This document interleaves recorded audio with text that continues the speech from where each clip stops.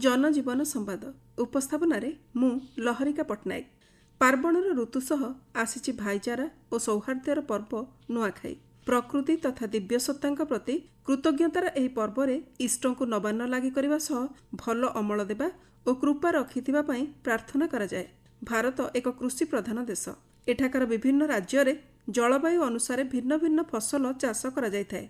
दैवी कृपा उपरे भरोसा रखिथिबा भारतर कृषक भल अमल पई ईश्वर को कृतज्ञता जणाइबाको भूले नाही। फसल अमलर समय आधार रे भारत रे विभिन्न स्थान रे भिन्न भिन्न नाम रे फसल उत्सव पालित होइथाय। देश रे पालित हेउथिबा केतेक स्वतंत्र शस्योत्सव संपर्क रे जानिबा। परंपरा संस्कृति एवं जनजातिर सौंदर्य लद्दाख अमल उत्सव रे विशेष भावे परिलक्षित हुए। हिमालय कोଳରେ लद्दाख लोक संस्कृतिर अपूर्व दृश्य एही पर्व समय देखिबाको मिले। उत्सव अवसर रे पूरा लद्दाख सुसज्जित करा जाए। लद्दाख जानस्कर कारगिल अंचल रे एही पर्व सेप्टेम्बर 1 रु 15 तारिख मध्य पालित होथिबा बेले भगवान बुद्धंक जीवनी आधारित नाटक एवं तिब्बतीय संस्कृति आधारित नृत्य एहार प्रमुख आकर्षण। उत्तर पूर्व भारत रे गारो जनजाति माने पालन करुथिबा एक प्रसिद्ध पर्व हेउची वांगला। भारतर लोकप्रिय फसल उत्सव गुड़िक मध्यरु एहा अन्यतम। एही पर्व शीत दिन आरंभर प्रतीक होइथाय। एथिरे भगवान सूर्य को श्रद्धा एवं विश्वासर सह लोके आराधना करती।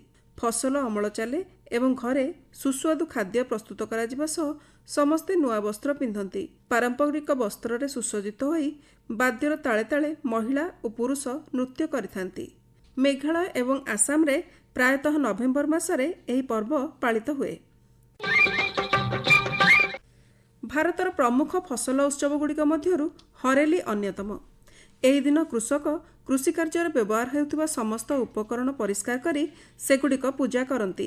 छत्तीसगढ़ रे पालित हेउथिबा एही पर्व रे विशेष भावे माटीर बलद तैयारी करी पूजा करा जाए। श्रावण अमावास्या रे एही पर्व पालन बेले कुल देवतांकर मध्य पूजार्चना करा जाए। अरुणाचल प्रदेश रे अमल ऋतु रे आपातानी जनजातिर लोके ड्री पर्व पालन करिथांती। जीरो जिले में जुलाई 5 तारिख दिन ड्री पर्व पालन करा जाए। लोके पारंपरिक वेशभूषा सुसज्जित होई नृत्य गीत एवं पारंपरिक खाद्य रे आमोद प्रमोद करती।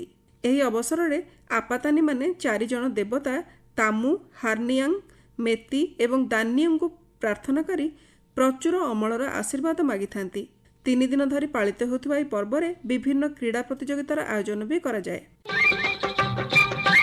अक्टोबर मासर प्रथम रविवार महाराष्ट्र अमल ऋतु अवसर रे मुंबई, थाने, रायगढ़ एवं बसाई अंचल रे आगेरा पर्व पालन करा जाए। रोमान कैथोलिक माने ईश्वर को तांकर आशीर्वाद लगी कृतज्ञता जणाइथांती। अनेक समय रे एहाकु धन्यवाद अर्पणर रविवार बोली कहा जाए। एथिरे नृत्य गीत सह एक शोभायात्रा चर्च निकटस्थ शस्य क्षेत्र को जाइथाय। सेठारे चर्चर पाद्री क्षेत्र आशीर्वाद जल सिंचन करबा सह किछि शस्य आनिथांती। चर्च गुड़िकर बाहर खाद्य स्टल खोला जाइथाय। क्षेत्रु अणा जाइथिबा शस्य से स्टल रे रखा जाई उपस्थित लोकों को बंटन करा जाए। का पोम्ब्लांग नोंक्रेम मेघालय एक नृत्योत्सव जेउथिरे खासी पर्वतमाला अंचलर बासिंदा प्रचुर अमल कामना करी देवी का ब्ली सिनसार को पूजा करती। गोटे हाथ में चमरी गाईर केशरे प्रस्तुत चामर एवं आर हाथ में खंडा धरी नोंक्रेम नृत्य प्रदर्शन करने सह पशु बलि देइथांती एठाकार बासिंदा। अविवाहिता झील माने पारंपरिक बेशरे सजाई होई नृत्य प्रदर्शन करती।